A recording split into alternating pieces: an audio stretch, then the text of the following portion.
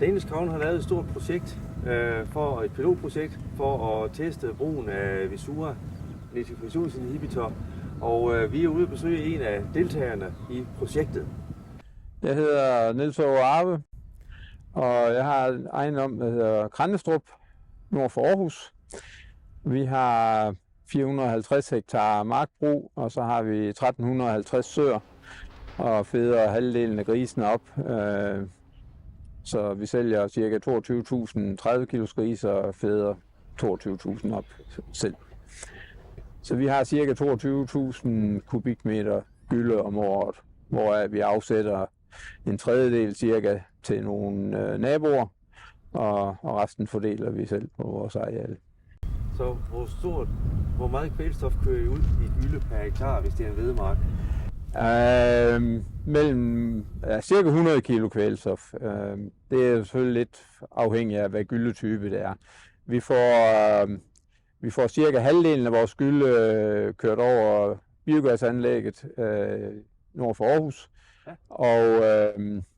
Og resten bliver så givet som rå gylde. De har ikke haft kapacitet til at kan tage al vores gylde endnu.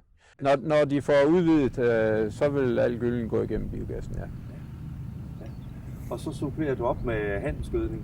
Ja, så får det typisk bare en 27-4, så vi får svovl og kvælstof. Vi har masser af fosfor og kalium selvfølgelig selv. Ja. Sidste år var der nogle landmænd, der prøvede at bruge Visura og så udnytte gylden 20 kilo endnu bedre per hektar. Fulgte du nogle af de artikler, som var i fagbladene dengang? Ja, jeg har selvfølgelig set det, og jeg har også været til nogle møder, hvor Visura har været beskrevet, og har jo måske nok ment indtil videre, at det var mest relevant på majsmarker og på lettere jorder. Men jeg kan forstå, at der kan også være en gevinst ved at bruge det her. Ja. Det var det er tørt nu. Vi havde traktor- og høstspecialistens gyldevognsekspert til at hjælpe med at montere anlægget her og få lavet en skærm rundt om plastikkassen her, for vi mente, det var nødvendigt, at den blev beskyttet lidt mod jord og smadret og sprøjt op fra hjulen og så videre, og det kan man selvfølgelig også se. Og lave den her holder til tanken her. Hvor tit ruller du sådan en på? Jamen, cirka en gang om dagen. Det går ikke helt op, men det kommer lidt an på, hvor mange hektar vi kommer over hver dag. Ja. Og udluftningen der, det er noget, som I også lige har tænkt på? Ja, fordi vi var bange for, at den ikke kunne suge sig selv tom, eller ville suge beholderen flad. Så vi satte den der udluftning på. Ja. Og hvor kommer Visuraen så ind i gyldevognen?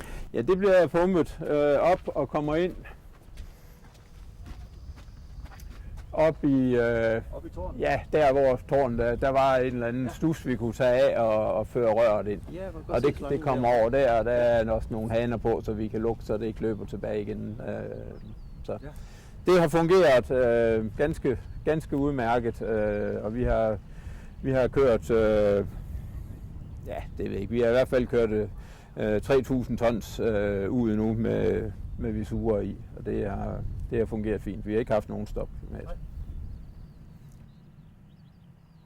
Og så kan man sige, kan det virkelig være rigtigt, at man kan flyve kloden rundt, uden at det forurener overhovedet, fordi flyselskabet planter et træ i Afrika. Så det er klimakompenseret. Det, som man går ind og gør her fra Danish Crowns side, det er en reel sænkning af udledning af klimagasser. Ja. Og jeg tror, det er vigtigt, at man skelner mellem de to ting. Og derfor er det her projekt vigtigt. Det er skridt fremad mod noget, som forbrugerne måske bedre kan forstå. Tror du, at det kan slå igennem hos forbrugerne? Jeg tror, det er jo vigtigt, at vi bruger alle de midler, vi overhovedet kan finde på til at reducere vores klimaaftryk.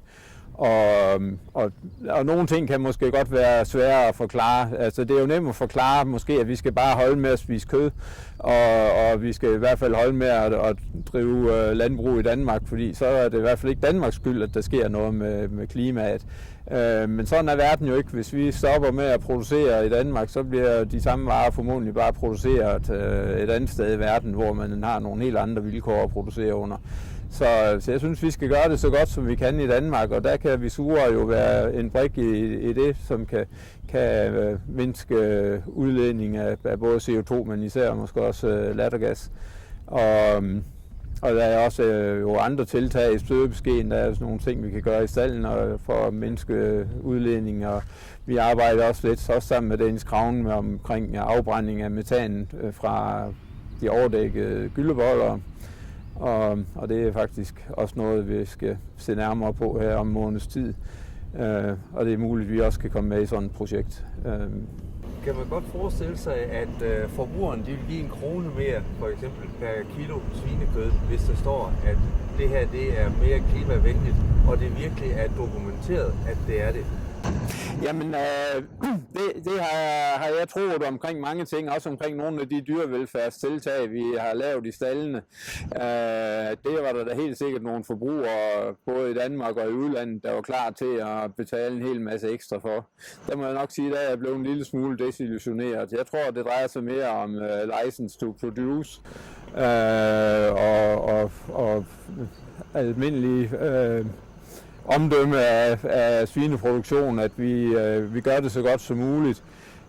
Fordi forbrugerne de har tit en holdning til, hvad de giver for varerne, og hvad de vil give for varerne, når de bliver interviewet på gaden, men når de står ved køledisken, så er det tit de billigste varer, der kommer i kurven. Så det er jeg bange for, det kommer også til at gælde omkring det her, og derfor skal vi også passe på ikke at pålægge os selv nogle alt for store omkostninger til klimakompensering, og vi får svært ved at få de penge hjem igen. Så de ting, vi kan finde på, som Visura for eksempel, som måske betaler sig selv lidt ved, at vi kan spare noget kvælstof, det synes jeg, det er en win-win. Nu snakkes det om, at der måske skal lægges en klimaafgift på landbruget. Hvordan forholder I jer til det på jeres bedrift? Jamen, jeg har været ved at prøve at arbejde lidt med det der ES Green Tool, og i første omgang ser det ud, som om vi har en CO2-belastning på omkring 9.000 tons. Så kan man jo selv gange ud, hvis det er 1.000 kroner per tons, vi skal have i afgift, så er det 9 millioner. Så skal jeg i hvert fald ikke drive mere landbrug. Hvis det kun er 750, jamen så er det jo selvfølgelig lidt mindre, men altså det er næsten uanset hvad afgifter kommer på, så vil det jo være nogle penge, som vi ikke har jo, og som vi skal trække ud af driften på en eller anden måde, og det er der ikke rigtig nogen muligheder for, synes jeg, i øjeblikket. Man kan også vælge selvfølgelig at sige som i New Zealand, at det er 13 kroner eller 17 kroner per tons. Det kunne vi jo nok overkomme jo, men det er så også, det svarer jo til de der 13 kroner også, man lægger på flyrejserne, som ikke gør nogen som helst forskel. BASF. We create chemistry.